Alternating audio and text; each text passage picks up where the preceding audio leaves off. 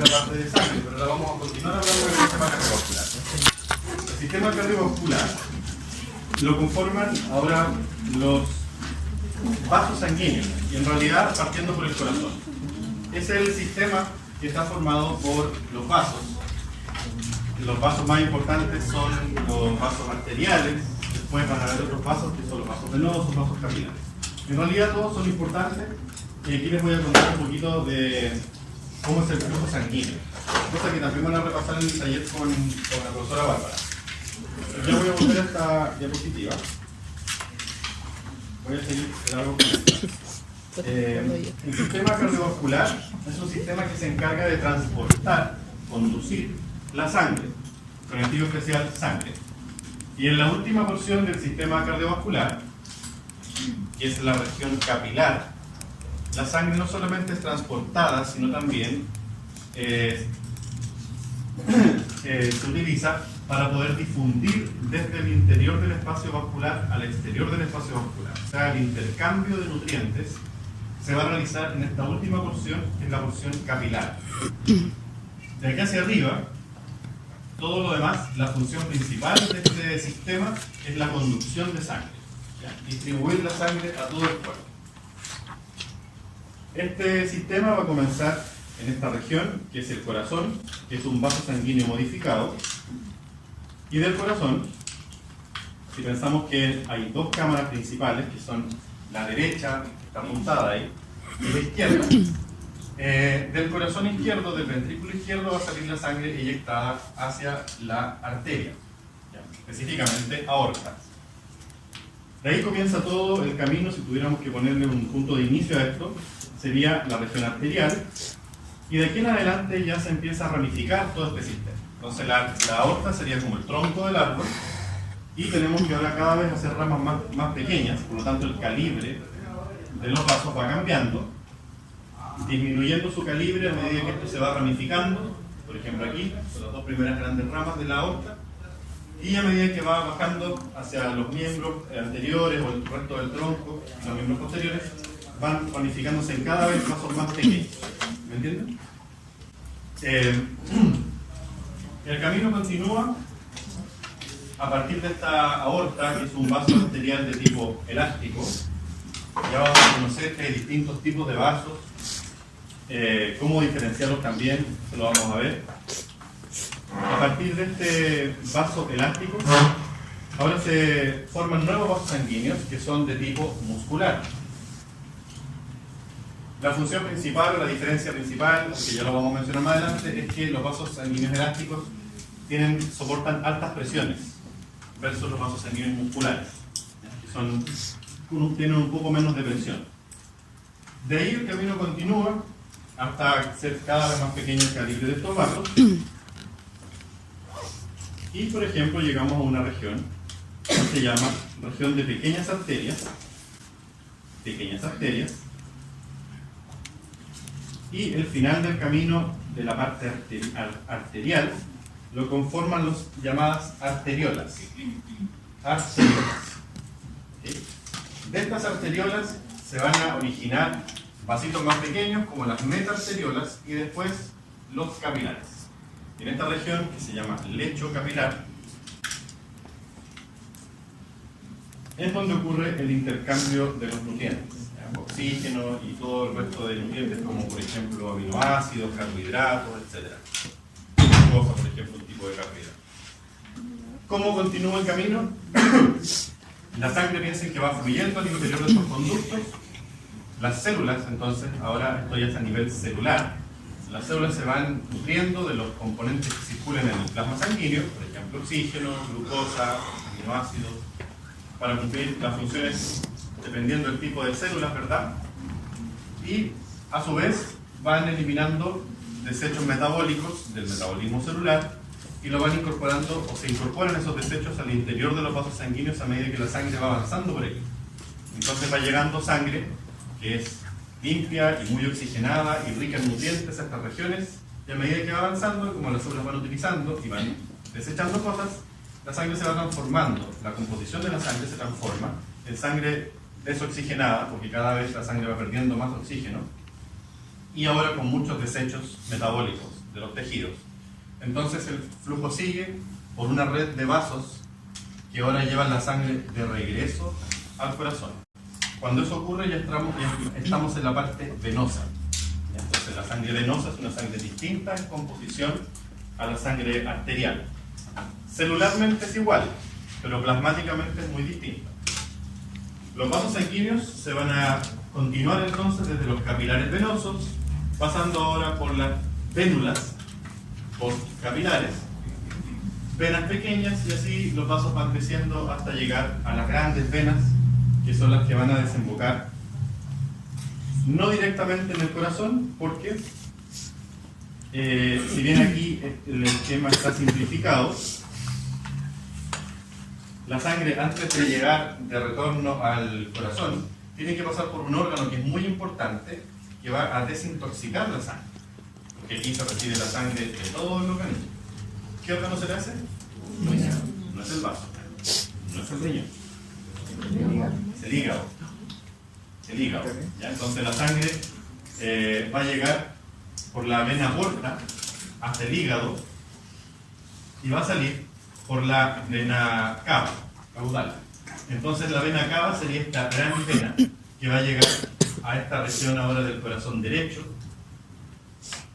El corazón derecho va a entrar por la aurícula y en el ventrículo derecho la sangre va a ser expulsada a un órgano. Antes de seguir este camino tiene que salir expulsada a un órgano, porque aquí ¿qué pasó? La sangre se llenó de desechos metabólicos, menos oxígeno, muy poco oxígeno. En el hígado se limpia la sangre, se desintoxica la sangre, pero no se aporta oxígeno. Entonces aquí la sangre que llega al corazón es una sangre más limpia, pero con muy bajo oxígeno. Entonces, ¿qué tiene que pasar ahora? Tiene que llegar al pulmón. Entonces, llega al corazón derecho, del corazón derecho se va al pulmón, el pulmón se oxigena esa sangre y vuelve a la aurícula izquierda desde el pulmón. Entonces aquí comenzamos de nuevo el círculo. Aurícula izquierda, baja al ventrículo izquierdo, y de ventrículo izquierdo ahora sí se va a la aorta y ahí continúa todo el camino de nuevo. ¿Me entendieron? Órganos como el riñón que ustedes mencionaron están por este lado, por el lado de acá, porque la sangre arterial, por uno de los caminos o las ramificaciones que va a tener, va a formar la arteria renal, y esa arteria renal es la que va a llevar la sangre ahora a los riñones, y en los riñones se va a purificar esa sangre. ¿Ya? Se van a eliminar ciertos desechos del plasma sanguíneo, metabolitos de fármacos, por ejemplo, sustancias o iones que estén en exceso en el plasma sanguíneo también se eliminan en el filtrado renal, y el filtrado renal es lo que se conoce como el nombre de orina. Y entonces la orina finalmente es un filtrado del plasma sanguíneo. ¿Ya? Les voy a enseñar después cuando veamos sistema urinario que en el riñón pasan 180 litros de sangre al día en los humanos. 180 litros de sangre. Nosotros tenemos en promedio ¿cuántos litros de sangre?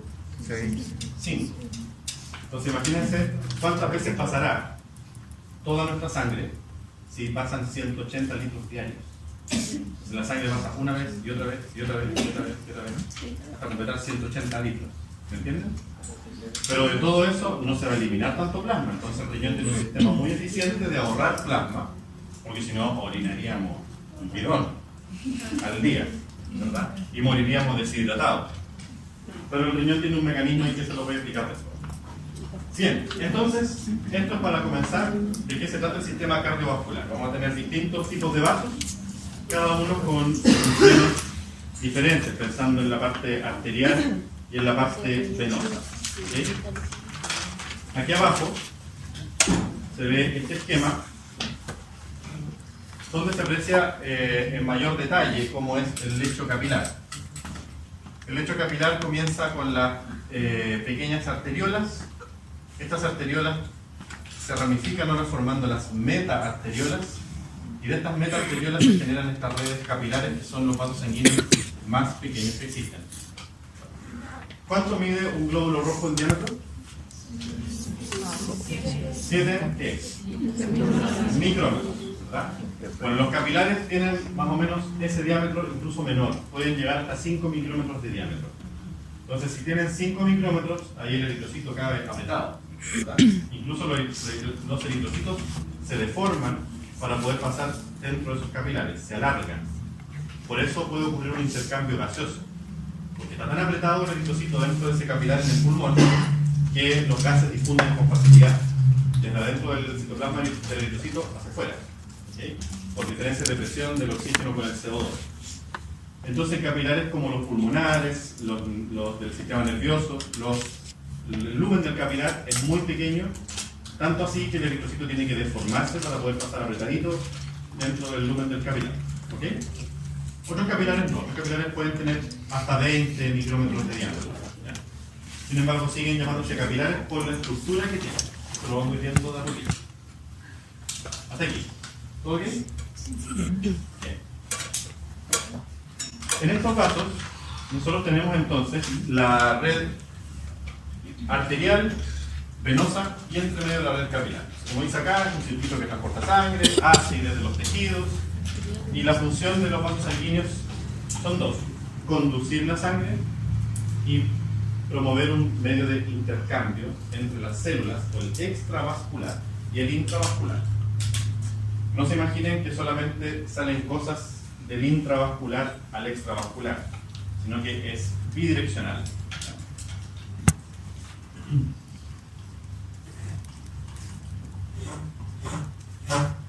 Estos vasos sanguíneos tienen una estructura, que es lo que nos corresponde a nosotros estudiar y aprender.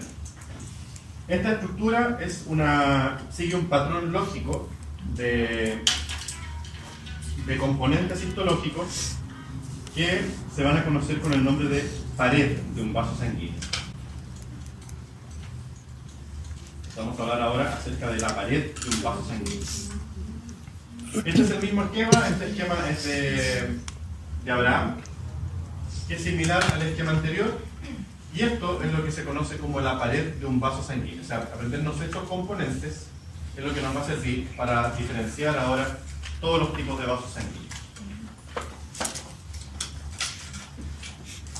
Y una cosa bien importante también de conocer de los vasos es que estos vasos sanguíneos tienen diferencias en cuanto al ambiente en el que ellos van a estar en el sistema, o las regiones corporales donde ellos se van a encontrar, y eso va a ser una diferencia principal en el tipo de vaso en relación a la presión que va a soportar de sangre, o cómo es la presión al interior de un vaso sanguíneo. ¿Bien? La presión, en términos simples, corresponde a una fuerza a la fuerza con que la sangre se encuentra dentro de un vaso. Por ponerles un ejemplo, cuando nosotros regamos el pasto, ¿verdad? Si queremos que el agua llegue más lejos, sin subirle el volumen a la llave, ¿qué tenemos que hacer? O sea, si nos pensamos en un vaso, a ese vaso sanguíneo estamos cerrando el lumen, ¿no?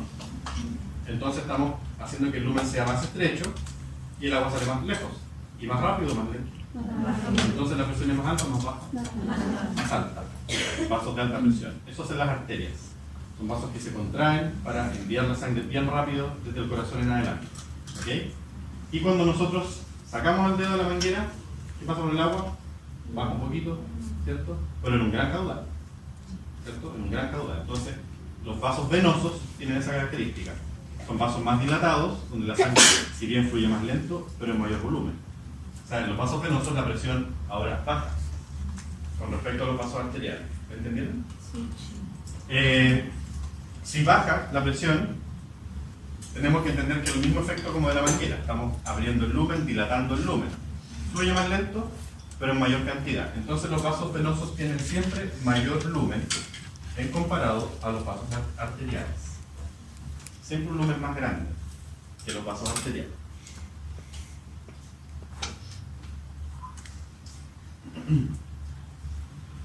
Los vasos, este modelo, este esquema es de histología humana, pero los rangos se mantienen bastante fidedignos en animales no humanos en cuanto a la proporción de los tamaños. La arteria más grande, que es la aorta es lo mismo que decir arteria, el diámetro es de 2,5 centímetros en los humanos. A medida que los vasos se van transformando en arterias pequeñas, arteriolas y metaarteriolas, el calibre va disminuyendo. Entonces siempre nos vamos a tener que imaginar que vamos a encontrar vasos muy grandes, vasos muy pequeños, y eso corresponde a que los vasos se van ramificando y a medida que se van ramificando, el lumen se va haciendo cada vez más pequeño. ¿Sí? Es como imaginarnos un árbol, donde el tronco del árbol sería aorta, y cada vez las ramas van haciendo vasos más pequeños. Y las hojas que tienen estas nervaduras, ¿han visto? La nervadura de la hoja serían los capilares. ¿Bien? Y las células que forman la hoja son las células de los tejidos. Imagínense eso. Y después el flujo sigue de vuelta solamente. ¿Ya? En vasos que tienen un lumen un poco más grande, que son los vasos venosos. ¿Sí? Entonces, esa es la progresión en tamaño del lumen. El tamaño mínimo de los capilares, ahí está, de nuevo, 5 micrómetros. Y de los capilares pasamos a las vénulas, venas pequeñas y grandes venas como la cava. Vamos a ver la diferencia de tamaño de arteria. Sí, del tamaño, más que el tamaño de composición. Porque una arteria aorta de un perro es distinta a la de una vaca, pero las paredes son las mismas. ¿Ya? Va a haber una mayor cantidad de músculo en una versus la otra, pero la composición del tejido que hace la pared de este vaso es la misma en ambos vasos. De hecho, una raza grande de perro varía con respecto a una raza pequeña de perro, pero el vaso es el mismo, las femorales también. ¿Ya? Esas diferencias quizás las van a notar mejor cuando vean un vaso macroscópicamente, cuando hagan la disección en anatomía. Pero aquí en histología van a ver la estructura principal de la pared. Esta pared, aquí tenemos un modelo de un vaso. ¿Bien? Esta pared está formada por lo que se llaman capas. Te iba a pedir que me prendan la luz ahora, por favor, mi asistente de los vasos presentan en su muro capas. Estas capas son tres.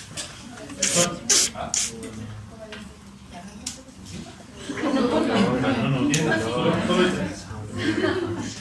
La capa 1, la capa 2 y la capa 3. La capa 1 es la capa más interna de los vasos sanguíneos, cuyo nombre se llama, como dice aquí en la química, ¿túnica cuánto? ¿Arriba?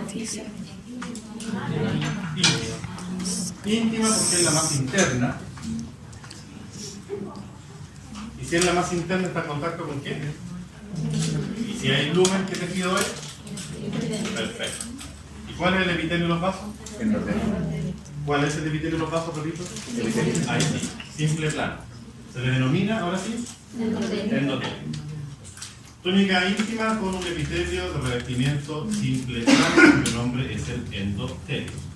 Ese epitelio siempre va a ser igual en todos los vasos sanguíneos. ¿Ya? Un epitelio tiene ¿qué cosa? ¿Qué estructura? Rápido. Lámina basal. No piensen tanto porque pensar tanto se confunde. Lámina basal. Aquí también vamos a tener el epitelio, su lámina basal, y vamos a dejar un espacio para hablar después de otra cosa. La segunda capa, que viene después del vaso sanguíneo, se llama túnica media. Esa túnica media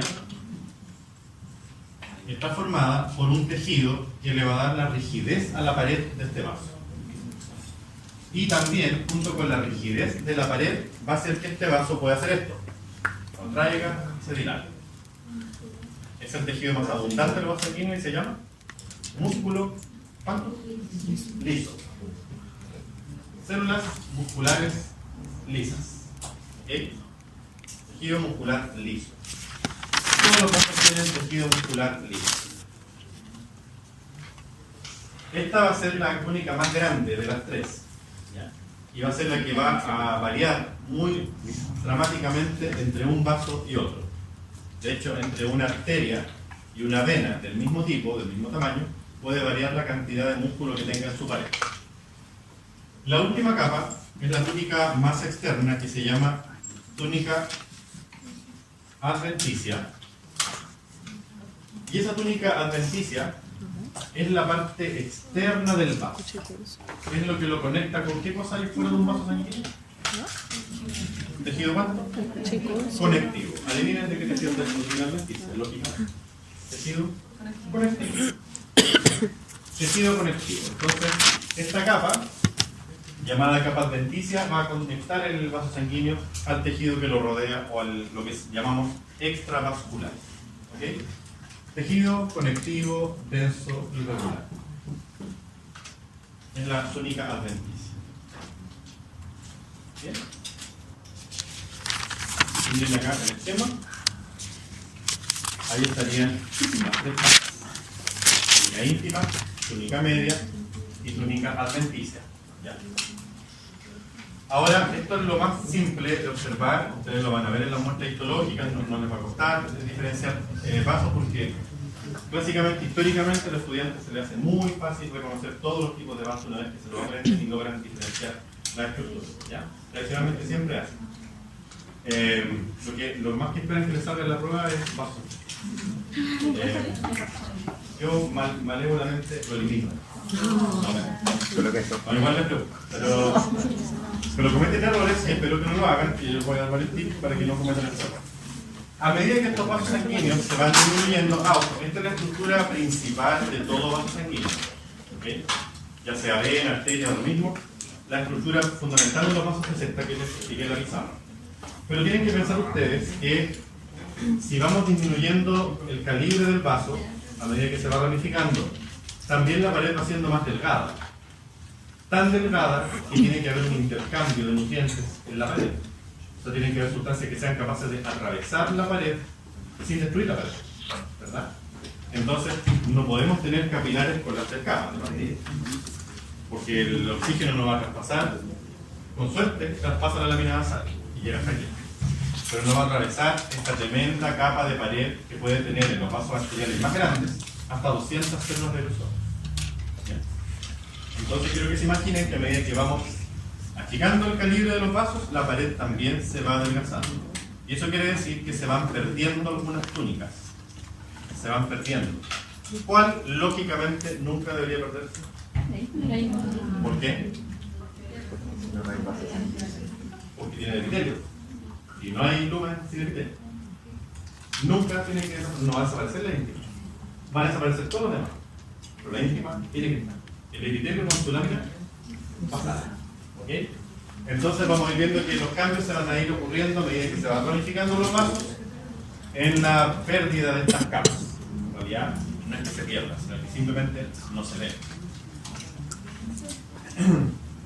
Nos dicen, o uno mismo comentario así, desaparece la capa. No desaparece, sino que está ahí y después no está. No. Simplemente no existe en el vaso X que estemos mirando. ¿Okay?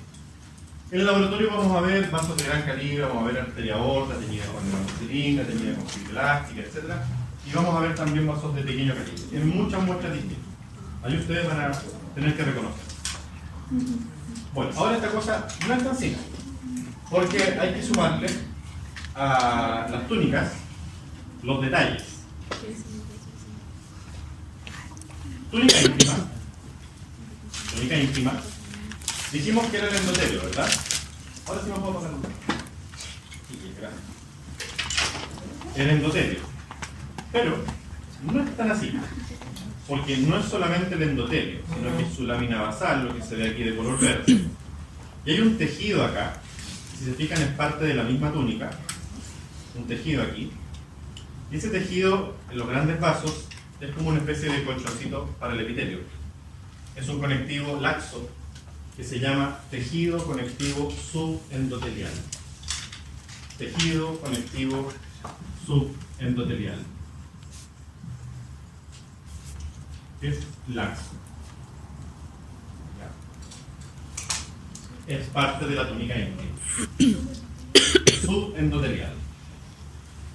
Ese conectivo es muy importante porque ustedes piensan en los vasos sanguíneos fluye la sangre. La sangre es un líquido que no es tan líquido tampoco, porque tiene un componente celular, ¿cierto? Hay muchas células. Y estas células van a tener un efecto dentro del vaso sanguíneo que generan una turbulencia dentro del vaso. Cuando uno se imagina la sangre, uno piensa que es pura agua, ¿no? rojas, pero no. Hay pequeños organismos ahí, pequeños corpúsculos, que son las células que tienen su peso, y es como tener un río donde fluyen piedrecillas. ¿Entiendes?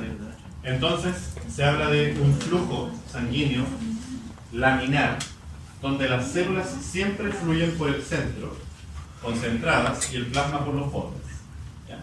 Para asegurar de que las células no choquen con el endotelio.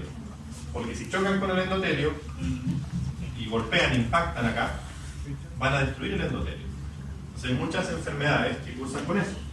Cuando hay flujos turbulentos, que se llama, en las arterias, el mismo golpe que hacen las células, que son millones de células las que hay dando vuelta, y muy rápido, van a impactar en la célula endotelial, y esta célula endotelial responde al daño, ¿verdad?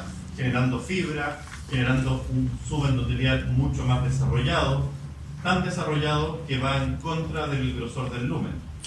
Entonces puede proliferar este subendotelial con más fibra, y el lumen de una arteria que es así, con el daño crónico puede terminar así, siendo la misma arteria.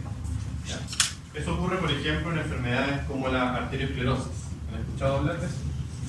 Donde los kilomicrones o los lípidos de la sangre impactan los vasos sanguíneos, destruyen el endotelio y se van a depositar debajo del endotelio, aquí en el conectivo subendotelial, y se empieza a taponar, como se llama, la arteria. Se forman placas de tejido adiposo que van a hacer que el lumen se empiece a estrechar cada vez más. Hasta que en las pequeñas arterias, eso es muy grave. Una gran arteria no es tan compleja porque tiene un lumen muy grande, pero arterias como las coronarias, que no son tan grandes, tienen muy poco espacio de conectivo subendotelial. Entonces se empieza a acumular placas de triglicéridos ahí. Sí, exactamente, de eso estoy hablando. Muy bien. Entonces, si en las arterias coronarias se acumulan estas placas que se llaman, como tu compañero dijo, ateromas, van a hacer que el lumen colapse y el tejido al cual se va a irrigar ese vaso sanguíneo no va a recibir los nutrientes y empieza a morir por falta de oxígeno, las células cardíacas. Eso es lo que se conoce como infarto. ¿Ya? Cuando un tejido deja de ser nutrido por X motivo, como el ejemplo que les di, las células empiezan a responder con daños tóxicos porque tienen menos oxígeno, menos carbohidratos, etc. Y terminan por hacer autólisis. Y eso es lo que se llama infarto. Eso ocurre en todos los tejidos. Todos los tejidos. Uno siempre lo relaciona con el infarto al miocardio, a partir de las arterias coronarias, pero hay infarto cerebral, infarto gástrico, infarto hipotalámico, todos los tejidos se pueden infartar. ¿Ya? Esa es la importancia entonces del subendotelial. Generar esta especie como de amortiguación para este flujo rápido que hace la sangre. La siguiente capa se llamaba túnica media, ¿se acuerdan? Músculo liso. Músculo liso que puede estar en muchas capas, cuando es un vaso grande, como la arteria aorta, o en una sola capa de células, cuando hablamos de una metaarteriota, que son vasos arteriales muy pequeños, antes de ser capilares. Entonces, la variedad de músculo que van a encontrar en un vaso va a depender del tipo de vaso que estemos mirando. ¿Ya? Ahora, detalle. Esta línea que ven aquí es como un límite entre la túnica íntima y la túnica media. Esta línea es una lámina elástica que existe en los vasos de gran calibre, que se llama lámina elástica interna. Lámina elástica interna. Está entre la túnica íntima y la túnica media. Lo voy a escribir acá. Lámina elástica interna.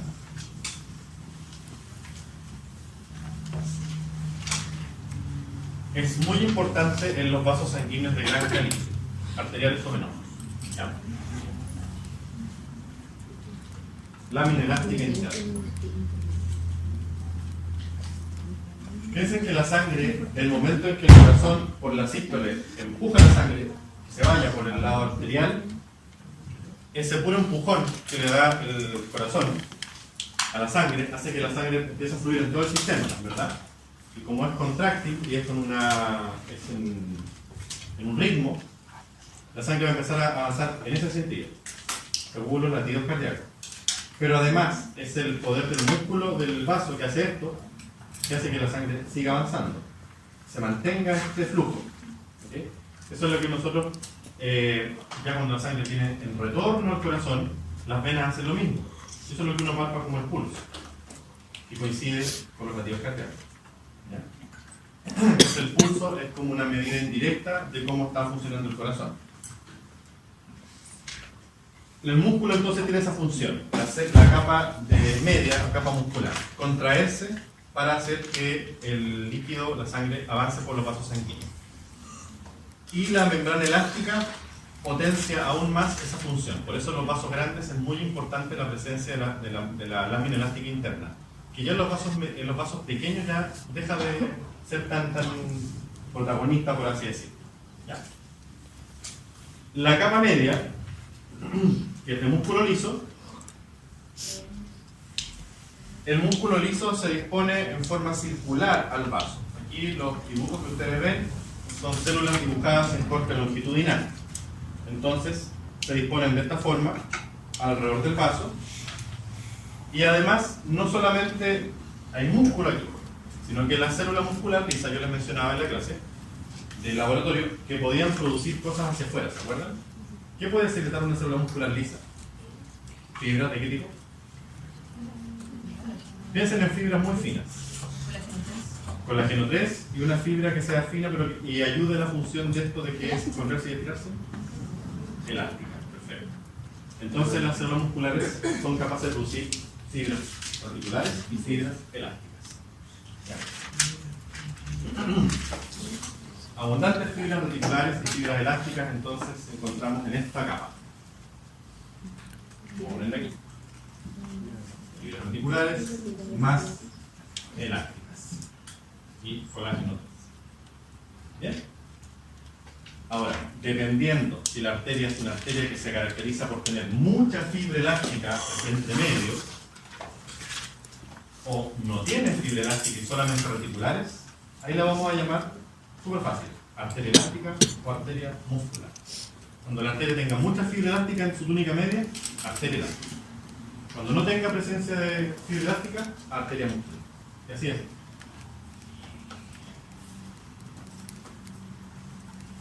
Y la capa externa, lo amarillo que se ve aquí, es la capa ¿cuánto? Adventicia. Esta capa adventicia está formada por tejido conectivo denso irregular, que va a conectar el vaso al tejido que está por fuera, que es el tejido conectivo. Es muy importante en los vasos grandes, especialmente en las venas, que arterias también poseen, pero en los vasos grandes es muy importante esta capa. ¿Y por qué en las venas es más importante? Porque las venas tienen naturalmente una pared muscular más delgada que las arterias. ¿Ya? En anatomía ustedes van a aprender de que una arteria tiene su vena tributaria, o sea, su vena que está como emparejada, y se llaman igual incluso. ¿Ya? Siempre la vena, comparada con su arteria tributaria, su arteria hermana, es siempre de pared más delgada que la arteria, pero el lumen es más dilatado. Como tiene una pared más delgada, porque tiene que recibir grandes cantidades de sangre, grandes volúmenes de sangre, ¿qué le da la firmeza a la pared? La túnica adventicia. O sea, las venas tienen más desarrollo de la túnica adventicia que las arterias. ¿Ok?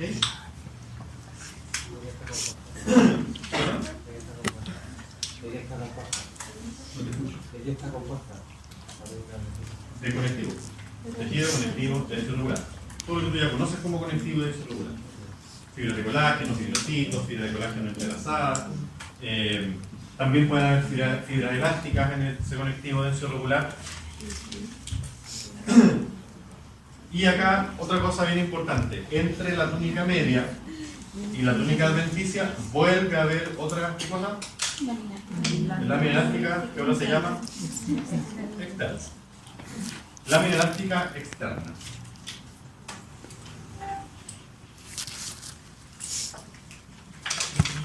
En realidad, la lámina elástica externa pertenece a la capa muscular.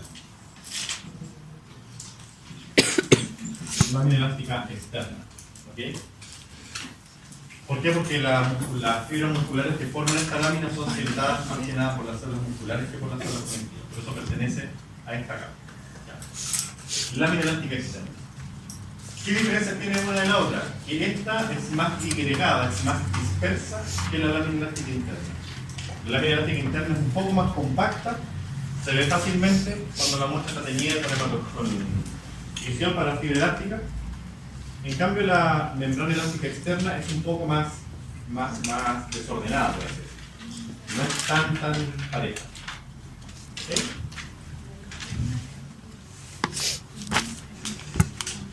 ¿Consultas hasta aquí? La externa. La externa se ve más desordenada en los poros. ¿Por qué? Porque la fibra elástica se empieza a mezclar con el colágeno. Empieza a entrelazarse con el colágeno. Porque hay mucho colágeno. Entonces, no es tan pareja como aquí se ve en este dibujo. La de arriba sí. Siempre es como una línea bien nítida. Miren acá. Ahora aparecen más detalles en el esquema. Este esquema es del Gardner, de histología. ¿Qué vemos aquí? Vemos más en detalle la lámina basal del epitelio. Bajo la lámina basal, el conectivo subendotelial, ¿se acuerdan? La lámina elástica interna, que ojo, si bien es bien compacta, tiene perforaciones grandes, miren, tiene espacios o cavidades.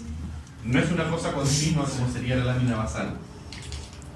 ¿Y por qué tiene estas cavidades? Porque resulta que los vasos grandes, ¿cómo van a vivir todas estas células musculares? Que pueden haber 100 capas de células. No viven gracias a los nutrientes que vayan por dentro del mismo vaso. Es porque los vasos también tienen pasos. O sea, los vasos grandes también son irrigados por vasos más pequeñitos. Entonces estos vasos que vienen de aquí de la adventicia se ramifican, estos capilares se meten al interior del vaso traspasando las membranas y de esta forma estas células musculares se pueden nutrir. ¿Okay? Mediante esa vascularización. Lo mismo va a ocurrir con el tejido nervioso. Las fibras nerviosas también rodean a los vasos y también ahora se ramifican y los axones entran acá ramificados a tomar contacto con las células musculares lisas y por eso se inervan las musculares lisas, por eso pueden contraer. ¿En qué región se ve el nacimiento de esos vasos y de los nervios? ¿En qué capa? En la adventicia. Entonces la adventicia ahora sí va a tener lo que se llama vasa vasorum y vasa nervorum. Esto no es un maleficio ni nada por el estilo. Vasa vasorum y vasa nervorum. ¿Ya? O nervi vasorum también aparece en otro libro. Aquí está. Esto quiere decir vasos de los vasos. ¿Okay? Son los vasos de los vasos. O sea, en el conectivo o en la capa conectiva adventicia ustedes tienen que saber que existen estos vasos sanguíneos. La función que tienen es nutrir al propio vaso sanguíneo. ¿Qué va a pasar cuando el vaso tenga menor calibre y la pared sea más delgada? ¿Se van a ver estas mismas vasas vasorum? No, tan fácil verlo. ¿Ya? No es tan fácil verlo. La nervorum, sí. Porque las células van a tener que siempre inervarse. Pero mientras más pequeño es el vaso, la vasa vasorum principalmente es mucho más pequeña también. En los capilares ya no se ve ninguna de las dos. ¿Okay?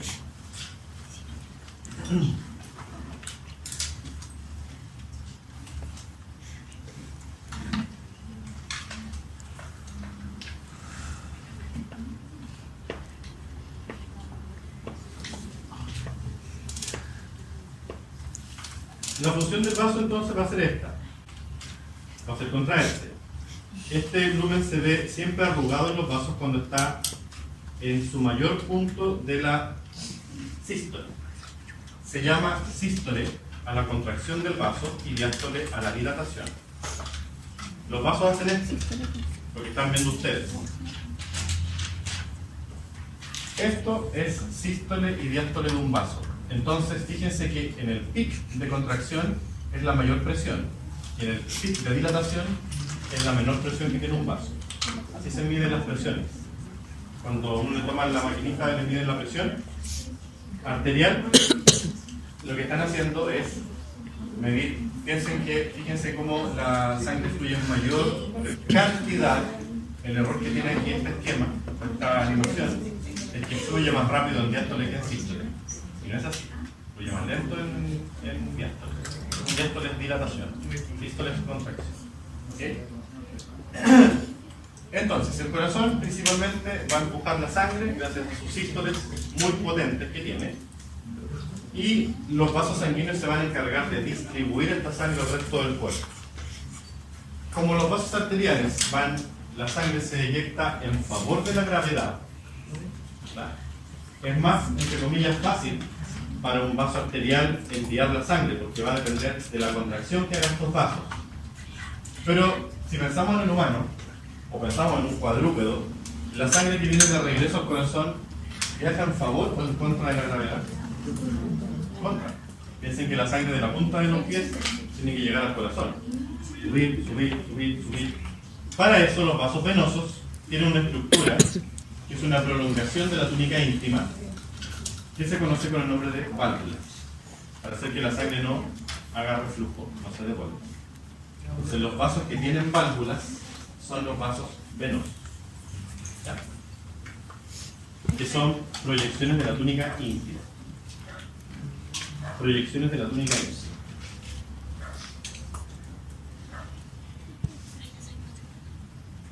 ¿Hasta aquí tienen dudas?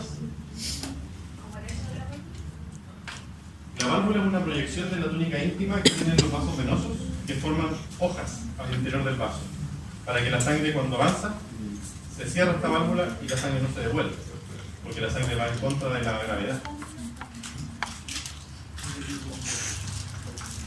Por eso la presión es más fácil medirla aquí en los vasos venosos, aparte que las venas son superficiales, las arterias son profundas. Porque el empujo de la sangre en las venas es con mayor caudal, porque son vasos de baja presión.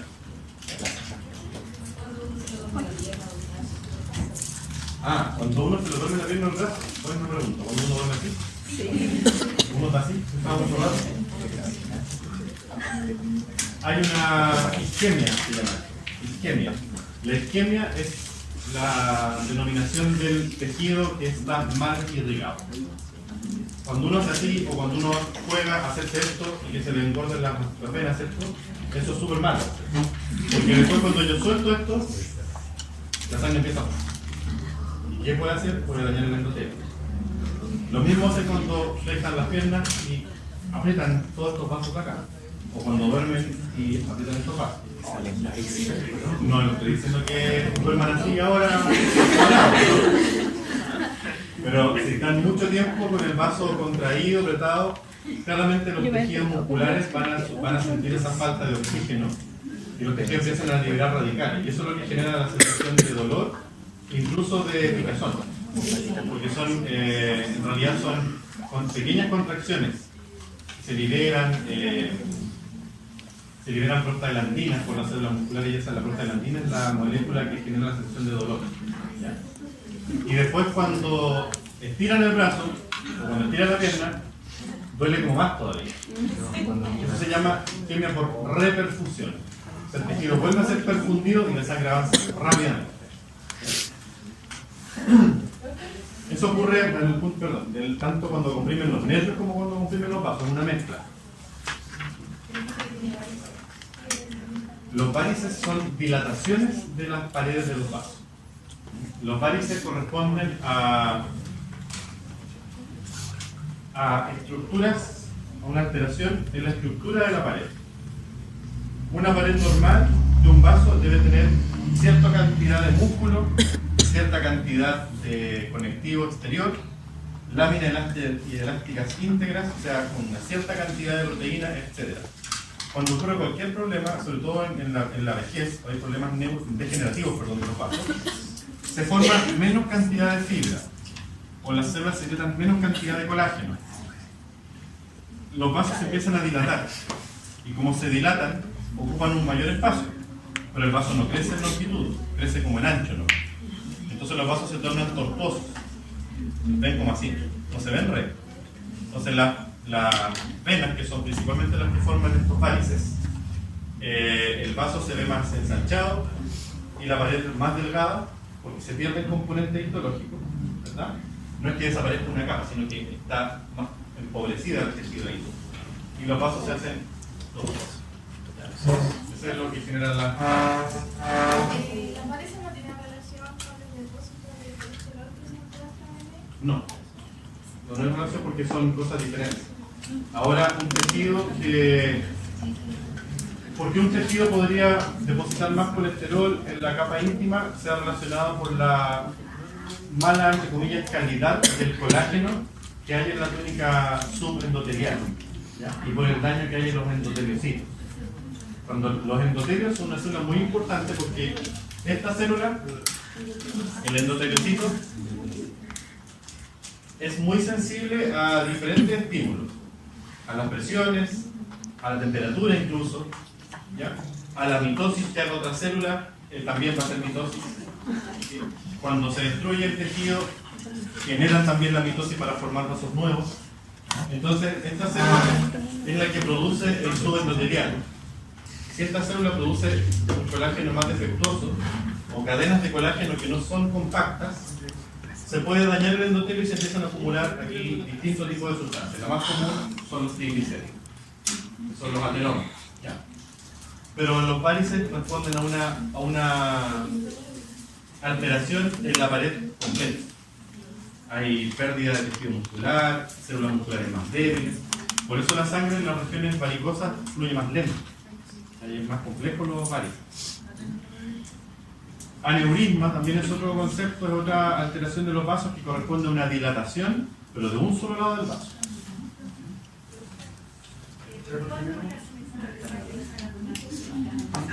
Es por el caudal. Sí. Es por el que el vaso es más grande. Sí. El vaso venoso es más grande solamente. En los vasos que no hay músculo liso, ¿quién realiza la contracción?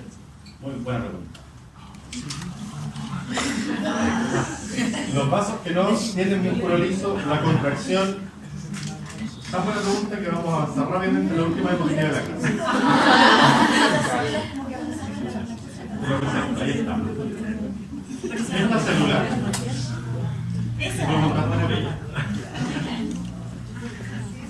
Es una célula que se encuentra por fuera de la túnica media. Es parte, como entre comillas, de las adventicias. Esta es una imagen en barrido de un vaso por congelación. Y esta célula se llama pericito. Pericito, que es una célula conectiva con actividad contraria. Entonces los vasos que no tienen capa muscular son los pericitos los que cumplen esta función, ¿ya? Y aparte, mire para acá, en los lechos capilares, antes de ser capilar, esto fue metarteriola. Y las metarteriolas tienen lo que se llama un esfínter. Ese esfínter es el que hace que la sangre fluya más rápido o más lento hacia el lecho capilar. ¿Ok? Ese esfínter entonces son células que están haciendo que los metarteriolas se contraigan. Esos también son pericitos. Y las metarteriolas tienen una capa de célula muscular, pero no es suficiente para contraer todo el vaso. Son los pericitos los que ayudan a la contracción. Pericito entonces, célula conectiva con actividad contráctil. Bien, todo lo que les mencioné está escrito acá. Concéntrense más en lo que yo les digo, tomen apunte porque la clase obviamente la van a tener. Bien, acá hay otro esquema del vaso sanguíneo con sus túnicas. Este es del Abraham. Túnica íntima con el endotelio, subendotelial, la lámina interna. Túnica media con músculo liso, fibras de colágeno, reticulares, elásticas y lámina elástica externa. Túnica adventicia con la basa vasoluminar, nervio vasolum o basa nervosa. ¿Sí? Eso es una muestra histológica, se ve así. Entonces acá tenemos el lumen, tejido que está inmediatamente en contacto con el lumen es la túnica íntima, su epitelio simple plano. Esto que se ve más eosinófilo es la capa de músculo liso, comparado con el conectivo que está acá afuera, que se ve más rosado, más pálido. ¿Okay? La túnica adventicia. Y aquí están los vasos sanguíneos cortados que ustedes pueden ver, o los nervios, que son la vasa vasorum y la vasa nervosa.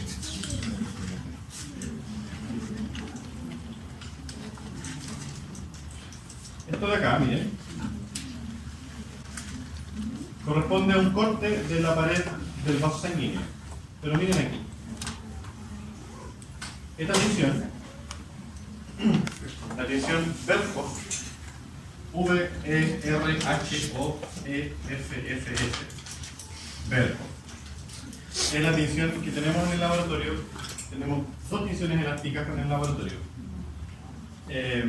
Berkhoff y la otra es Gomori. Sirve para ver fibras elásticas. Entonces, para yo poder evidenciar fibras elásticas en una muestra, necesito determinar con esto, para asegurarme de que ahí hay fibra elástica.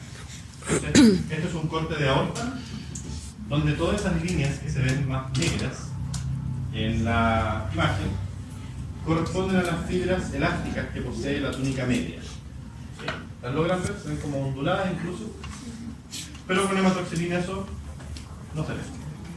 ¿Ya? Entonces, no veo el detalle de la fibra elástica con hematoxilina eosina, porque a lo más se ve el núcleo del músculo liso y los citoplasmas, pero la fibra elástica no se ve. Por eso necesitamos tinción especial, como esa tinción de Berkhoff o Gomori, para ver las fibras elásticas. ¿Okay? Y esto es una muestra de ello. Lo que ustedes ven acá es un corte de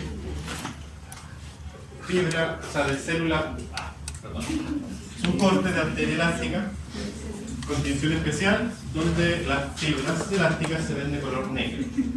Todo lo café es músculo liso y lo negro son fibras elásticas entre medio del músculo liso. Aquí estoy en la túnica, ¿cuánto? Media, perfecto. Fíjense la altura que tienen, la altura de esta capa. Hay una convención en histología que dice que entre cada línea o cada capa de membrana elástica hay dos células de grosor. O sea que irían dos, así sucesivamente. Entonces las capas de músculo liso son muy grandes dependiendo del vaso sanguíneo. Y acá, si se fijan, ¿qué túnica estamos aquí? Adventicia, ¿cierto? ¿Y esto qué será? Vasa sanguíneo retromado. El vaso de los vasos. Oye, lo que les comenté es lo mismo que está aquí escrito. Esas láminas elásticas, recuerden que tenían agujeros, ¿cierto? A eso se le conoce como láminas elásticas o membranas elásticas fenestradas, y tienen agujeros. No la confundan con otro término, que la palabra es la misma, fenestrada, cuando hablemos de un capilar, no es lo mismo. Fenestradas es la palabra. Y esta palabra, este término, no lo confundan cuando hablemos de capilares fenestrados. No es lo mismo. Aquí, perdónenme, pero es con Z. No echa la culpa al computador, ¿no?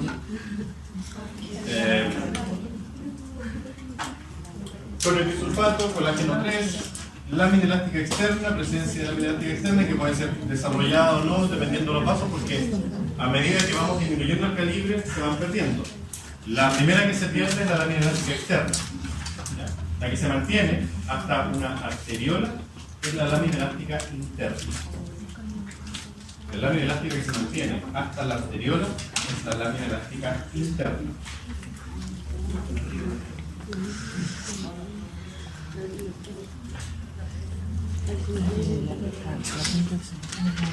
Esta imagen, fotografía, a mí me gusta bastante, por eso la puse en la clase. Lado derecho, lado izquierdo. ¿Dónde está el número?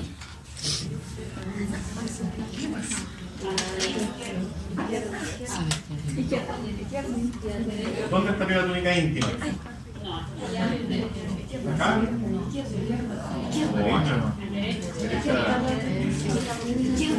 Están los vasos del vaso. Un argumento, por favor. Porque aquí dice su compañera que hay. ¿Qué cosa? Vaso azul. ¿Le creen? Sí. No, ¿quién no le cree? Ahora todos se callan. Pasa de toda parte. Ay, porque están las letras arriba. Ah, muy bien. A ver, próximo yo la voy a sacar. Les voy a volver a contar. No, yo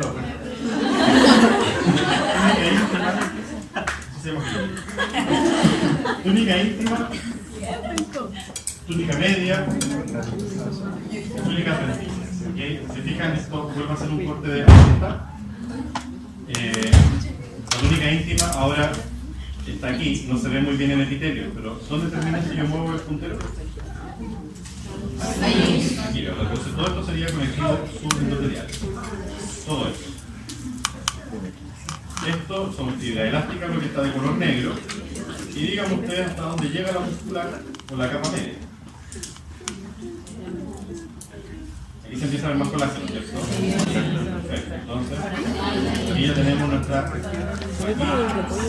túnica lámina elástica externa y nuestra capa adventista que nuestro caballero. ¿Y esto qué sería? Muy bien. Esta es la tensión y este es el aspecto de la fibra cuando se ve teñido en tensión elástica. Se ve negra.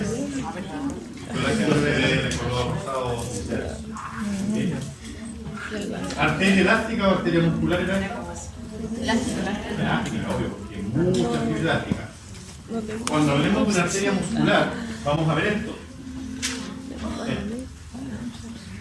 ¿Ves la diferencia? También está teñida con fibra elástica. Teñida para fibra elástica. Pero ¿qué cosas elásticas se ven bien aquí? En esta arteria muscular. Las láminas. Las láminas, ¿cuáles? La elástica interna y la externa. ¿Dónde está la interna? ¿Arriba o abajo? Arriba. ¿Qué diferencias tienen? ¿Qué les dije yo que así lo iban a ver? De la fibra. ¿Cuál es más desordenada? La externa. Entonces la lámina elástica interna es más compacta, tan compacta que si se fijan, ahora yo si les vuelvo a preguntar qué diferencia tenía esta región íntima de la otra, ¿son capaces de decirlo, no? Sin mostrarles de nuevo la imagen. Háganse esa. ¿Ya? ¿Qué pasa? ¿Ya se dio cuenta? ¿Qué cosa pasa? Ya, en el anterior no se nota mucho la lámina elástica interna y no se nota así, no se nota ondulada. Muy bien, esa era la diferencia. En las arterias musculares, ojo con lo que voy a decir, en las arterias musculares la lámina elástica interna es más gruesa, lo que hace un efecto ondulado en el lumen, pliega el lumen del vaso, no el lumen, perdón, pliega la túnica íntima del vaso, ¿ya? Pliega la túnica íntima del vaso, se ve como arrugadito. A diferencia de la arteria elástica que era esto, miren. ¿Cómo se veía el lumen aquí? Continuo, ¿no? Y no se nota la lámina elástica interna. Se nota tanto, en la otra sí se nota.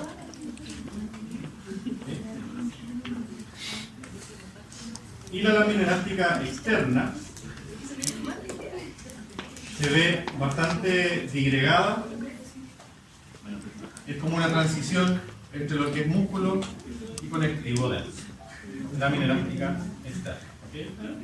Lo van a ver tal cual y mejor incluso que esto en las muestras histológicas porque tenemos muestras con fibra elástica, si ustedes las va a buscar, las va a reconocer, etc. Estas arterias musculares, por ejemplo, ejemplos de arterias musculares son la mayoría de las grandes arterias son musculares a excepción de la aorta. ¿Okay? La carótida es elástica, la aorta es elástica, pero la arteria radial, la arteria femoral, son musculares. Se les denomina a estas arterias vasos de distribución, porque es tan potente el músculo, la contracción que hacen, que distribuyen la sangre al resto del árbol, por así decirlo, vascular. Vasos de distribución.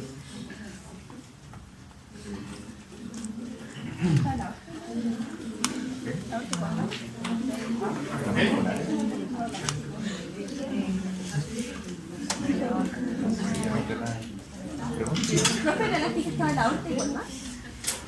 ¿Perdón? ¿La elástica? La arteria carótida. El tronco brachiocefálico tiene arteria carótida. ¿Han visto ustedes las películas que muestran ese efecto cuando rompen una cabeza o una arteria? Eso es por la contracción de los músculos. También sí, sale la sangre así, como un pulso. Por la contracción de los vasos.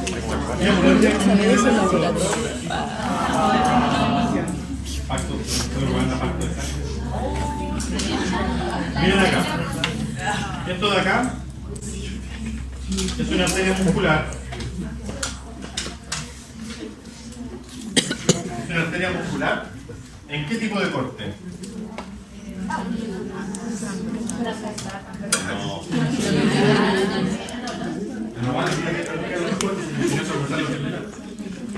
Longitudinal, está a lo largo y cortado. Lo que está indicado por la letra E será, ¿qué cosa usted indicará? El endotelio. El endotelio. Lo que está acá es sangre. ¿Y esto qué será?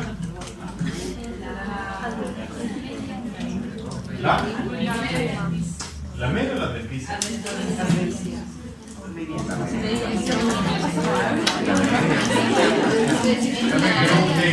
No.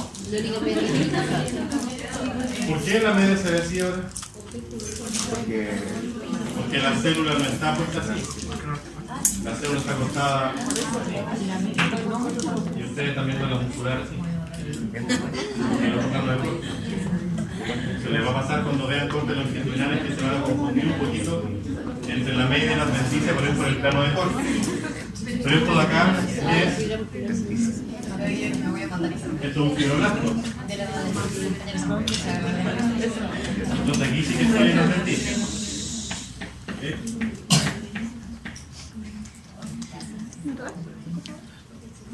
Esto de acá.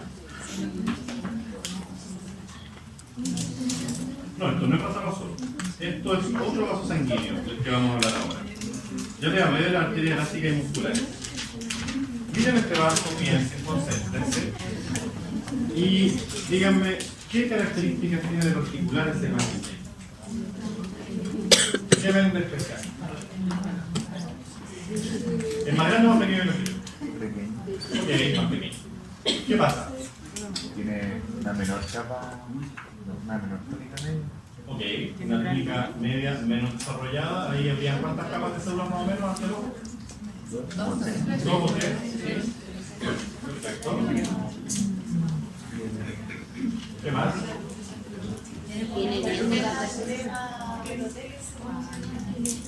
Es que esto es hematoxilina, sí, no. Pero ¿se ve la lámina interna? ¿De qué tonalidad? Más pálida, ¿cierto? Como blanca. Muy bien. Hay lámina interna entonces. ¿Externa hay? No sé. No hay. En este vaso no hay.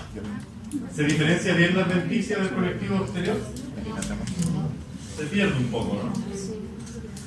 En algunos vasos de este tipo se puede ver bien, en otros no. Por tanto, si yo les preguntara, ¿hay adventicia? Sí.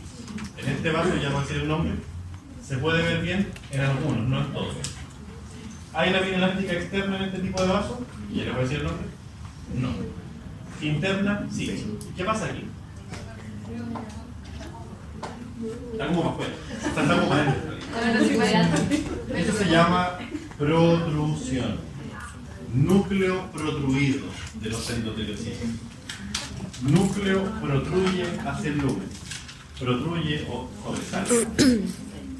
Núcleo protruido.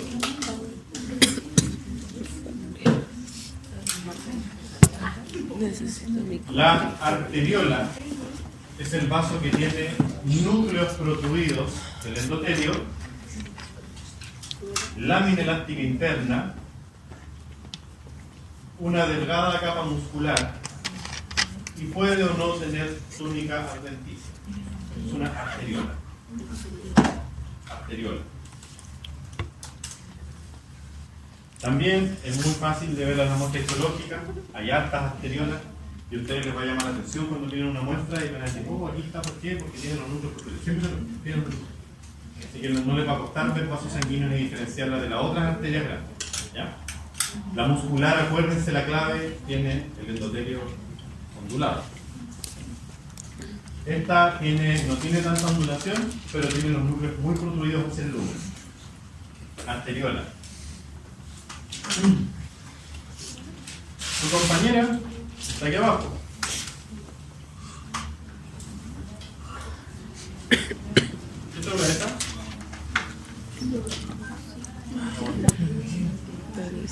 Tiene 1, 2, 3 lóbulos.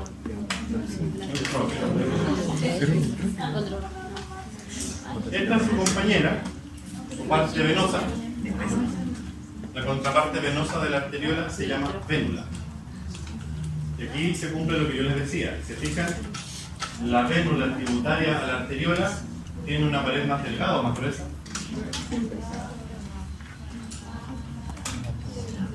Más delgada. No tiene tanto músculo. ¿Ya? Más delgada. ¿Y el lumen es igual o es más irregular? El lumen de las venas siempre es más irregular que el de las arterias. Todos los muestros se va a ver así. La pared es más delgadita, el lumen es más ancho y más irregular al corte histológico. Vénula arterial. ¿Okay?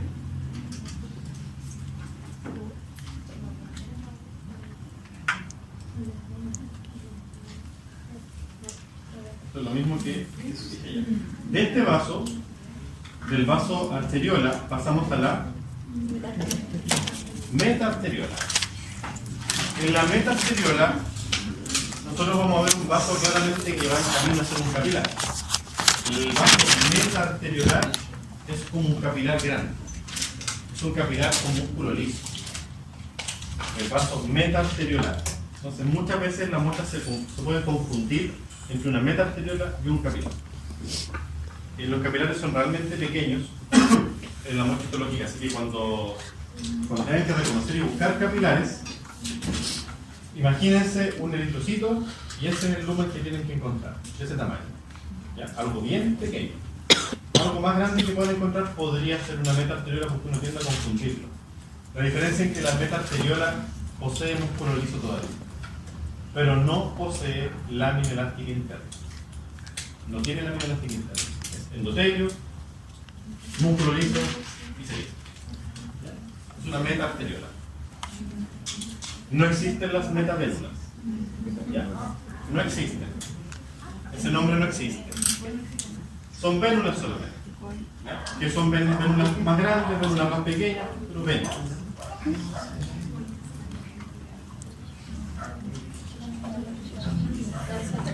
No hay lámina elástica interna. Y la externa se fue hacia afuera. Miren aquí. Digamos. Sí, de aquí en adelante, en las metaarteriolas tú puedes encontrar pericitos. Muy bien. De las metaarteriolas hasta los capilares incluso pueden encontrar pericitos. Como hay tan poco músculo, puede haber una capa de músculo, puede no haber músculo. La célula contráctil ahora es el pericito. Y lo repito, es una célula conectiva, un fibroblasto modificado en realidad. De hecho aquí lo ven. Miren. Esta es una microfotografía electrónica donde se ve, esto es un eritrocito, un glóbulo rojo, ¿y esto qué será? Los núcleos protruidos de quién? De los endoteliocitos. De los endotelios, ¿cierto? Del endoteliocito. ¿Qué será lo blanco que se ve aquí? La lámina. Muy bien. ¿Y esto? La túnica media, músculo liso, ¿verdad? ¿Y esto lo notamos bien? La lámina. No, pericito. El pericito, porque aquí no hay lámina externa. Este sería un pericito. Para este vaso. ¿Me entiendes? Este es un vaso meta-anterior. Está ahí en la microscopía electrónica. Y esta imagen, que también es una imagen muy bonita, de barrido por congelación. Aquí se ve desde arriba barrido, la meta arteriola, y lo que ustedes ven en el centro, que se ve como una Y blanca, son fibras nerviosas, son conjuntos de axones que se van metiendo, ramificándose y se meten entre media hora del músculo liso. Esto es músculo liso, visto en barrido. El músculo liso, fíjense que están como agarran como así, son de cuerpo bien compactado una con otra. ¿Sí? Esta es la inervación de este vaso. Esto es muy pequeño. Bien, llegamos al lecho capilar. ¿Tienen dudas de lo que hemos hablado ahora?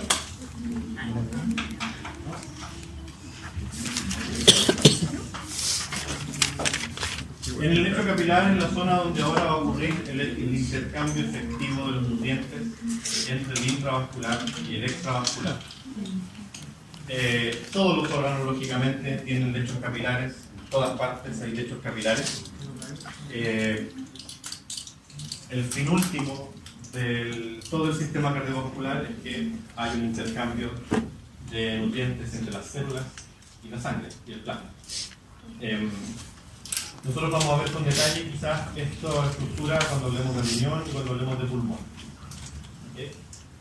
En hígado también lo vamos a poder ver cuando hablemos de unas estructuras, no lo voy a decir, no, que no se confunda. Unas estructuras especiales que hay en el parénquima del hígado. ¿En qué consiste el lecho capilar? Veníamos de una arteria, pasamos a una arteriola, llegamos a una metaarteriola que tiene estos esfínteres. Ya les expliqué lo que eran los esfínteres, ¿verdad? Este esfínter es el que hace que fluya más o menos sangre al lecho capilar. Esto es muy importante porque los tejidos, las células de los tejidos van a demandar más o menos sangre dependiendo el momento fisiológico en el que se encuentra un tejido. Por ejemplo, durante el ejercicio, las células tienen una demanda muy alta de oxígeno o de glucosa, etc. Entonces necesita que llegue más sangre. Y todo el sistema funciona armónicamente, por lo tanto los vasos sanguíneos se dilatan, ¿cierto? La dilatación no es solamente que se dilate el capilar, sino que se van a dilatar las metaarteriolas para dejar o para permitir un mayor flujo de sangre dentro de este sistema. Entonces la sangre va a fluir en mayor cantidad cuando hay un fenómeno que se llama vasodilatación. ¿Sí? Eso es lo que le ocurrió a usted, yo creo que una hora después de almorzar. Hay un reflejo que se llama postprandial, ¿lo han escuchado? Postprandial. O el postprandio. Todos llegaron ustedes en postprandio a clases. Pero bastante motivados, así que respondían todos los otros cursos que he tenido en otra universidad, en otro país. No tienen nada, se quedan callados, en otro mundo. Bueno, pero ese es un efecto, es un reflejo. Resulta que cuando ingerimos alimentos, en las vellosidades intestinales, que esto está lleno, las vellosidades intestinales de esto, porque recuerden que el intestino absorbe los nutrientes, ¿cierto? Las vellosidades intestinales, en ese conectivo laxo que ustedes ven adentro, está lleno de estos lechos capilares. Y cuando las células empiezan a absorber nutrientes, y hay un efecto fisiológico, cuando el estómago se dilata por la capacidad del estómago, cuando empieza a distenderse la pared del estómago, hay un reflejo donde los capilares del intestino se relajan las células de los esfínteres. ¿Para qué? Para que la sangre fluya más lento aquí y pueda haber una absorción de los nutrientes. Por lo tanto, la sangre del sistema, cuando estamos comiendo, se concentra en el sistema digestivo y baja la irrigación cerebral. Como baja la irrigación cerebral, ahí quiero llegar. En otro planeta no ocurre más. Cuando baja la irrigación cerebral, las células entran en un periodo como entre comillas una hipoxia. Entonces por eso uno está más aletargado, más lento. Aletargado se llama, no es nada parecido. Uno está más lento, ¿verdad? Porque tiene más sueño. Porque toda la sangre, la mayoría, toda, se concentra en el sistema digestivo. ¿Ya? ¿Cuándo va a ocurrir? Cuando ya no haya tantos nutrientes que absorber y ya los capilares se empiezan a encerrar y la sangre vuelva a distribuirse nuevamente al cerebro. Todavía están absorbiendo fluidos. Sí, algunos todavía están en la bueno, eso pasa en todos los tejidos con masa metabólica. Reflejo post-prandial. Por eso dicen que no es bueno estudiar las tardes. Y resulta más estudiar en las mañanas o en las noches. Porque el estrés nocturno también es un fenómeno, un reflejo por el estrés, hace que los vasos sanguíneos también se contraigan en el intestino, pero se dilatan en la agenda. Hay un reflejo que se llama reflejo simpático, el sistema nervioso simpático, que es cuando es una respuesta refleja al estrés, donde la sangre se empieza a concentrar en los miembros posteriores. Por eso se dice cuando las personas están nerviosas o están muy estresadas, pues le tocan las manos y tienen las manos más heladas, porque la sangre se concentra de qué se bajo, porque el reflejo dice que hay que huir, hay que escapar. Y se viene cuando éramos presas. Eso es una cosa evolutiva. Cuando no iban a comer, los depredadores tenemos que arrancar. Eso es un reflejo. La sangre se concentra en la extremidad. Del lado metacelular, entonces esto va a regular el paso de sangre hacia la parte capilar. Y aquí la sangre va a fluir por esta parte capilar y a medida que se va modificando la composición del plasma, vuelve de nuevo por la parte venosa, por los capilares venosos, y ahora por el sistema venular regresa en el camino de vuelta. Y no se devuelve la sangre porque aquí ya existen válvulas que impiden el reflujo de la sangre. El efecto de los capilares más dilatados o más contraídos es muy importante cuando hablamos, por ejemplo, de pérdidas de volumen patológicamente. Por ejemplo, cuando un individuo sufre una hemorragia, hay una baja del volumen plasmático a nivel sistémico. Por lo tanto, la mayoría de los capilares se contraen, ¿ya? Para que no se pierda más sangre. Individuos que están deshidratados también. Cuando ya no se puede sacar más plasma del conectivo, porque cómo se recupera el plasma en casos de deshidratación. Quiere decir que en estos vasos no es fácil que pasen un componente de adentro para afuera o afuera para adentro. Solo ocurre aquí.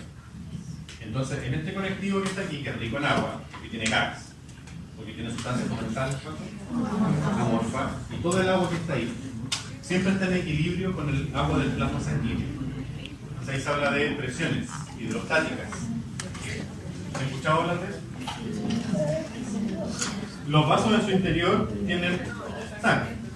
La sangre, este es un capilar, este es conectivo. El agua del conectivo está a una cierta presión, que se llama presión hidrostática. El plasma sanguíneo también tiene agua. ¿Se acuerdan en qué composición tenía agua el plasma? Muy abundante, un 90 y tanto %. Esa agua también genera una presión hidrostática dentro del plasma. Estas presiones del extravascular o conectivo y del intravascular siempre tienen que estar en equilibrio, ¿ya? Cuando cae una, por gradiente de presión, se mete al otro compartimento, ¿ya? Cuando en caso de deshidratación es cuando ya se pierde agua del intravascular y tiene que salir ahora del conectivo, tiene que entrar al intravascular. Y el efecto que uno ve en los pacientes o en las personas deshidratadas, ¿cuál es? El efecto más rápido que uno ve. ¿Qué pasa con la piel? Se arruga, ¿no? Se arruga. De hecho, levantan el pliegue y queda el mismo. ¿Han levantado los viejitos del pliegue? Claro, porque por la edad el conectivo pierde la capacidad de retener líquido. Porque se pierden los glucosaminoglicanos, la calidad del glucosaminoglicano no es la misma con la edad. Por eso la piel envejece. Porque hay menos retención de agua en el tejido conectivo. Esto hay como una deshidratación fisiológica por la edad. Digo.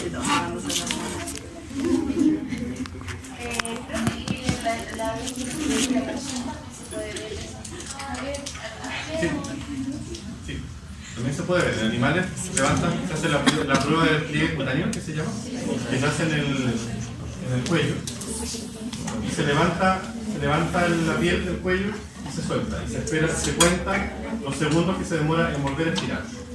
¿Ya? En animales que están muy deshidratados, tú levantas la piel del cuello, la sueltas y se demora mucho tiempo en volver. Y esos segundos tú puedes calcular, hay una fórmula que incluso es por raza también. Porque no es lo mismo levantar la piel a un charpey que a un cóctel. Entonces, según la raza, hay unas tablas y tú puedes ver el tiempo de retardo en la resistencia de la piel y se calcula la deshidratación de ese tiempo. También se puede ver el hundimiento del globo ocular. En caso de deshidratación, el globo ocular se hunde. Se secan las mucosas, se seca la lengua y no hay salivación tampoco. Lo contrario a la deshidratación sería la sobrehidratación. Tenemos un individuo que calculamos mal el goteo para ponerle suero y le ponemos más suero de lo normal.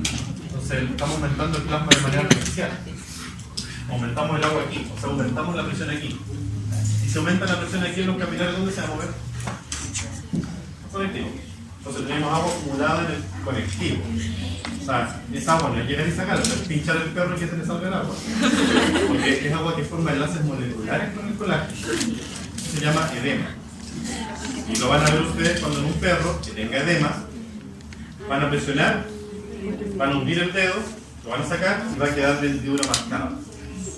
Y cuenta en que se retorne a la normalidad. Eso también se cuenta y se calculan los segundos que se demoran. También es un signo de la sobrehidratación de ese paciente.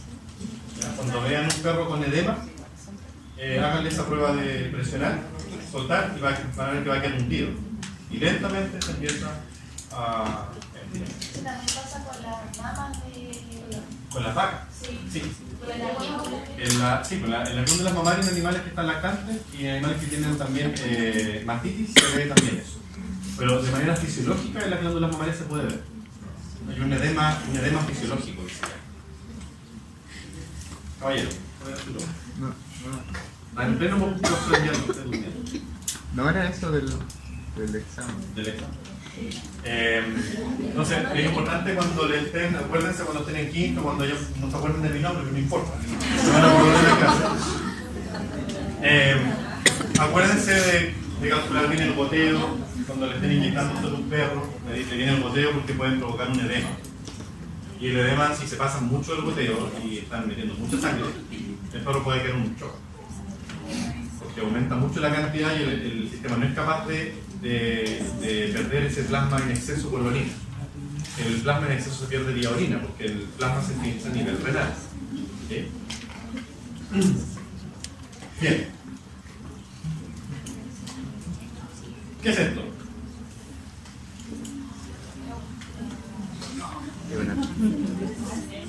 ¿Cómo se dice? Un capilar.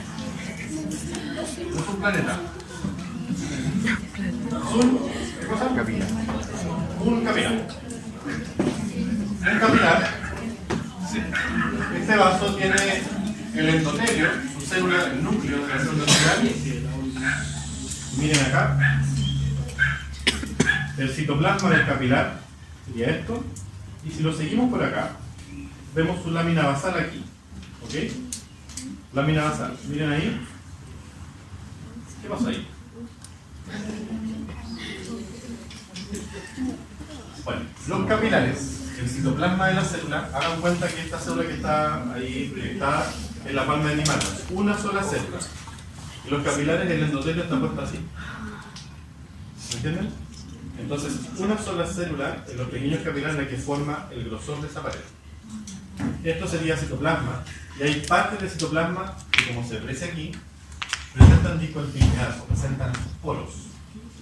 Todos los capilares presentan poros en su citoplasma. Vamos a poner aquí.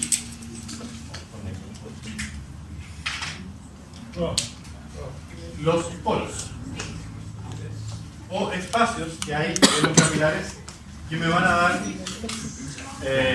o me van a permitir, perdón, clasificar los tipos de capilares.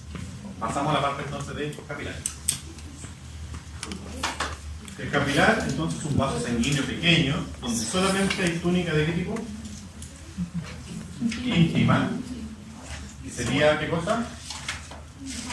¿Qué es la túnica íntima para un capilar?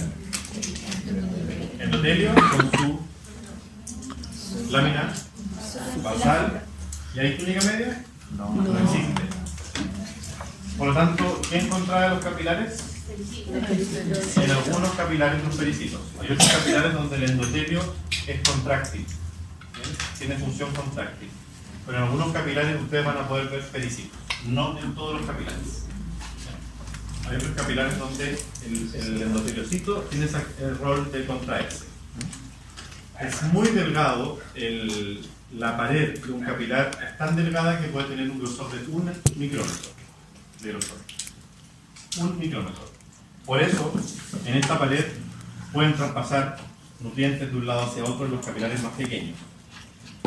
Ahora, los nutrientes pueden atravesar, por ejemplo, los gases, atraviesan citoplasma, pero hay otras moléculas como las moléculas de agua que tienen que pasar por poros para poder salir o para poder ingresar al capilar. ¿Me entienden? Entonces, los capilares pueden tener aberturas en su citoplasma. Y esos son los famosos poros, que vamos a tener tres cosas. Los más pequeños, que permiten la salida, por ejemplo, de oxígeno, agua, y hasta ahí nomás, CO2.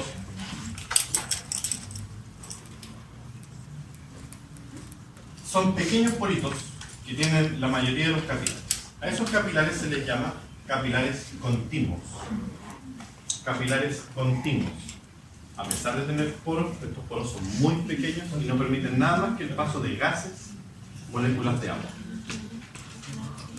¿Qué otras moléculas podrían pasar de manera artificial? Sustancias químicas muy, muy pequeñas, como por ejemplo los anestésicos. Atraviesan estos poros.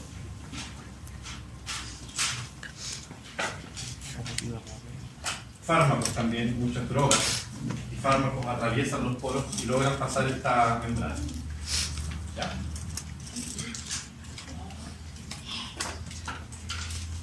Existen otros capilares que tienen un poro mucho más grande que permite la salida de moléculas de alto peso molecular. Todas por ejemplo, las proteínas que tienen una conformación espacial, ¿verdad?, ocupan un volumen. Y aparte de tener un cierto volumen, tienen un peso como molécula. Entonces, se conoce a la albúmina como una de las proteínas que tiene un peso muy conocido, muy establecido, un volumen también muy conocido, y existen capilares donde la albúmina es como el límite. ¿Okay? Solamente pasan moléculas que lleguen hasta, incluso menos que el tamaño de la albúmina. Más grandes no pueden salir de esos capilares. Entonces los poros son mucho más grandes. Esos poros se llaman fenestraciones. Fenestraciones. Por lo tanto, tenemos capilares de tipo fenestrados. Y los capilares fenestrados, les repito, pueden pasar, además de gases, agua, moléculas muy pequeñas, pueden pasar moléculas grandes, pero hasta el tamaño de la albúmina. Por lo tanto, glucosa se filtra, iones de distinto tipo, moléculas o agregados complejos de minerales también pueden pasar por ahí. ¿En qué órgano nos sirve que eso se filtre y que se vaya y que salga del sangre? En el riñón.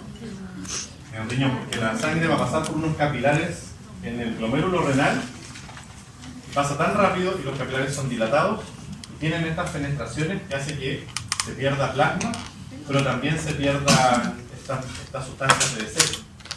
Muchas de ellas se recuperan después, al igual que el plasma. Ya les dije que la mayoría del plasma que se filtra en el riñón se recupera. Lo olineteamos muchísimo. Y existen capilares que tienen, ahora sí, grandes cavidades. Son los capilares de tipo sinusoidales. Sinusoidales.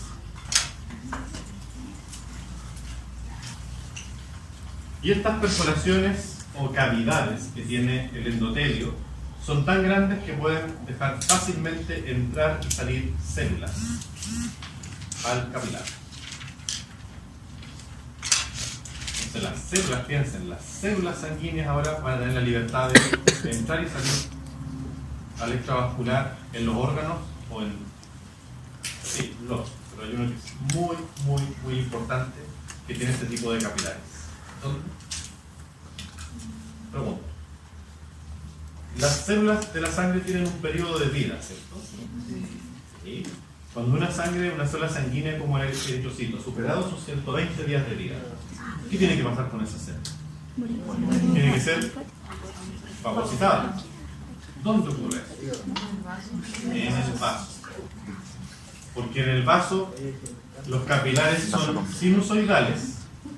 Y yo les dije en la clase cuando vimos en la trabécula del vaso, ¿se acuerdan que les conté que el vaso es como un órgano hemorrágico por naturaleza? Claro, porque los capilares que hay dentro del vaso son sinusoidales, entonces los eritrocitos andan por todos lados. Y las células, macrófagos, cuando se activan receptores de un eritrocito envejecido cambia la característica de su membrana, expresa una proteína X. Cuando los macrófagos conectan con esas proteínas, fagocitan al eritrocito. De esa forma se mueren todas las células viejas en el vaso. ¿Ya? Y los macrófagos son capaces de meterse a los capilares, perseguir a la célula y salir del capilar de nuevo. ¿Ya? Entonces en el vaso es donde encontramos estos capilares de tipo sinusoidal. Clásico, un ejemplo clásico donde encontramos. Otra estructura que también se le llama sinusoide,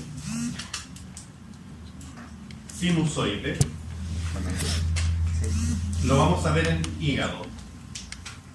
El sinusoide también lo encontramos en hígado, por eso anteriormente no se lo quise nombrar hasta ahora. ¿Capilares fenestrados dónde eran clásicamente? En riñón. Y también en el sistema digestivo también se encuentra. En las vellosidades intestinales también hay capilares fenestrados. Por eso los nutrientes pueden ingresar al torrente sanguíneo. Y los capilares continuos, ¿dónde creen ustedes que son más comunes? Hablamos de un tejido que tenía una alta sensibilidad a lo que circule por la sangre, tanto así que tiene células que tienen que agarrarlo para que no tome contacto con el plasma cuando se está formando este tejido. ¿Qué tejido es ese? ¿Tejido? Nervioso. Capilares continuos en el tejido nervioso, al igual que capilares continuos en el pulmón. Si en el pulmón hubieran capilares cuya capacidad... si en el pulmón hubieran capilares que permitieran la salida de agua, ¿qué tendríamos en el pulmón? Edema pulmonar. Entonces no pueden haber capilares penetrados en el pulmón. Capilares continuos en el pulmón. Solamente paso de gases, nada más. Ahora, independiente del tipo de capilar, y que tenga o no estos dos tipos de poros, estos capilares continuos también pueden tener o permitir la salida de grandes cantidades de líquido. Esto siempre y cuando el vaso esté muy dilatado y esté muy aumentada la presión intravascular. Por ejemplo, cuando metíamos suero al perrito y le aumentamos la volemia unos cuantos ml de sobra. Entonces los capilares continuos pueden separarse sus endotelios y dejar salir más componentes de lo normal. Por eso es como un mecanismo compensatorio al exceso de plasma que puede haber dentro de un vaso. Bien, esto que está escrito es lo que está dibujado, perdón, es un capilar continuo poros muy pequeños, tan pequeños que se ven solamente con microscopía electrónica. Yo aquí le aumenté la imagen, pero el poro es lo que está aquí. Este es un poro. Por lo tanto, conocemos que en estos capilares no son todos iguales ahora, y esta diferencia la vamos a ver, o estas aberturas, solamente se ven en microscopio electrónico, no se ven en microscopía óptica.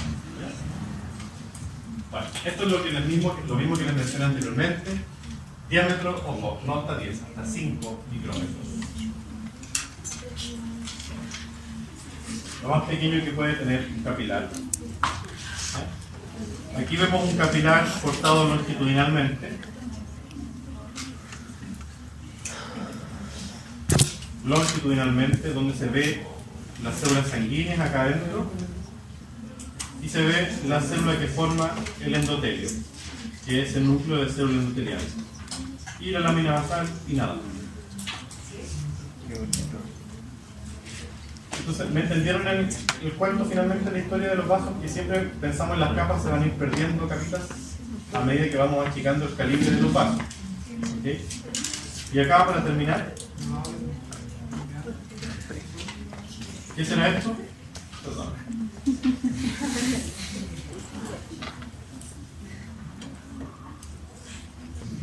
Pero esto de aquí, ¿qué vemos aquí? Lumen capilar.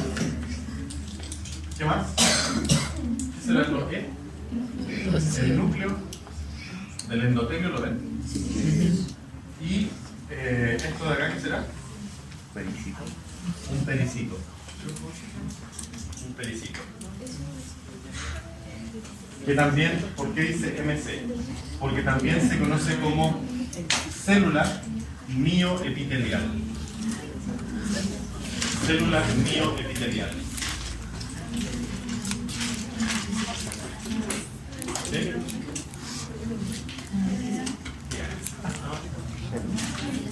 Célula mioepitelial. O pericito. Es lo mismo.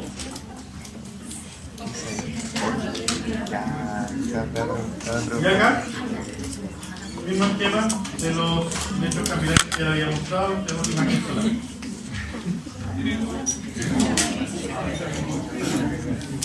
Pericito, ahora llegamos recién al pericito, tenemos que avanzar algo. Ya se lo había mostrado, pericito en barrido, una muestra de la procongelación. Y aquí los distintos tipos de capilares. Partiendo por, acuérdense, todos tienen poros, pero este tiene los poros más pequeños. ¿Cómo se llamaba este? Continuo. ¿Dónde se pueden ver? Miren arriba. Ahí está. Muscular, óseo, encéfalo, pulmón, tejido nervioso, conectivo, lámina basal, tejidos continua. Los fenestrados tienen agujeros que tienen este diámetro. De 10 a 100 nanómetros es la abertura de los poros de las fenestraciones. En los capilares fenestrados, que serían estos, cada poro puede tener un diámetro de 10 a 100 nanómetros. ¿Sí? Menos, no. El 5 se refería al diámetro del capilar. Ahora estoy hablando del diámetro del poro. ¿Ya? Es menor de 10 nanómetros el poro del continuo. En el fenestrado es de 10 a 100 nanómetros. Y en el discontinuo es mayor a 100. Hasta el micrómetro. Si pueden salir células, miren acá. Estos son los capilares de tipo sinusoidales o discontinuos. Estos son los fenestrados. Y los sinusoidales pueden o no tener lámina basal. Pueden o no tener una lámina basal. Los demás, los dos tienen lámina basal, sí o sí.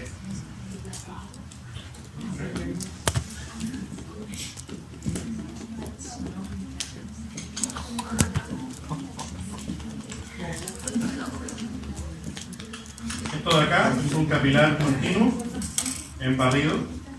Miren.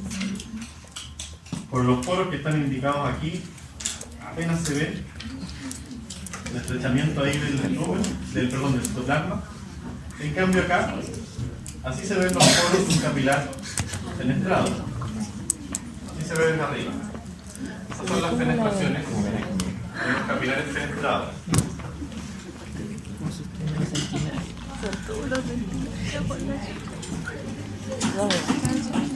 Capilar continuo, entonces es el Abraham.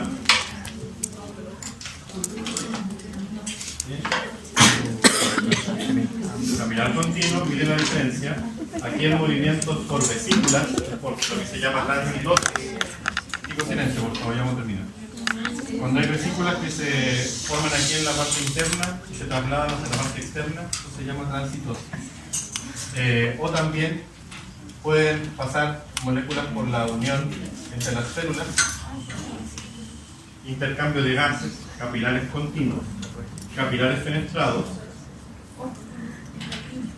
Aquí las fenestraciones permiten la filtración, ¿verdad?, de moléculas que tengan el tamaño menor al del polo, porque no, los capilares fenestrados que tienen el organismo no todos tienen el mismo tamaño del polo, por eso va de 10 a 100. ¿Ya?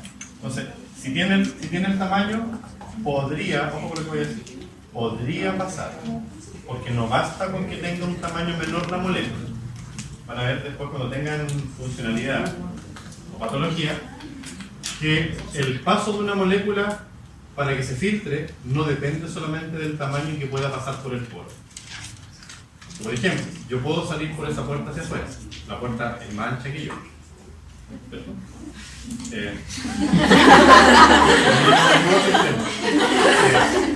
Si la molécula, si yo tengo una carga negativa y el umbral de la puerta también tiene una carga eléctrica de negativa, ¿qué va a pasar? Yo no voy a poder salir. Porque por una carga eléctrica hay moléculas que no pueden salir a pesar que tengan la capacidad de poder salir. Ahora, si la molécula, si la lámina basal que ahora está afuera forma un filtro más selectivo todavía, esa molécula puede que tenga la misma carga o puede que tenga cargas distintas que pueda salir, pero la última palabra la tiene la lámina basal. Eso es muy importante cuando hablen de función renal, porque en el riñón no todas las cosas que pueden salir salen. Todo va a depender de la lámina basal, que en condiciones normales es muy selectiva, ¿ya? Muy selectiva. En condiciones patológicas, la lámina basal no es selectiva y deja pasar muchas cosas. Por eso los exámenes de orina, cuando a uno le hacen un examen de orina, o a un perro ustedes le hacen un examen de orina, es muy importante el tipo de proteínas que pueden encontrar en el examen, porque eso significa cómo se comporta esta barrera de filtración. Cuando veamos urinarios se lo voy a empezar a explicar cómo es la barrera, pero es muy, muy importante. Así como el examen de sangre es importante, el examen de orina es importante porque te dice cómo están funcionando los capilares del riñón en ese sentido. ¿Ya? Y el capilar sinusoidal permite el paso incluso de células, como ya les mencionaba, las células que logran salir para ser fagocitadas en, ¿dónde? ¿Está ahí? En el vaso. ¿Ok? Bien, van a ver esta tabla en la clase. En esta tablita es un cuadro comparativo de los distintos tipos de arterias, entonces en el cardio de histología, donde aparecen los tipos de arterias hasta la meta arteriola y la característica de la túnica íntima, túnica media y túnica adventicia. ¿Ya? A ver, toda esta parte, ya le hablé de las venas. Y acá aparece característica de las venas cuando se habla de las venas grandes, venas medianas, pequeñas y venas. También túnica íntima, túnica media y túnica adventicia. ¿Ok? ¿Dudas, consultas con la clase de hoy? ¿No? Bien, nos vemos en práctica esta semana a las 9 de la mañana y 2:45. Que vaya bien.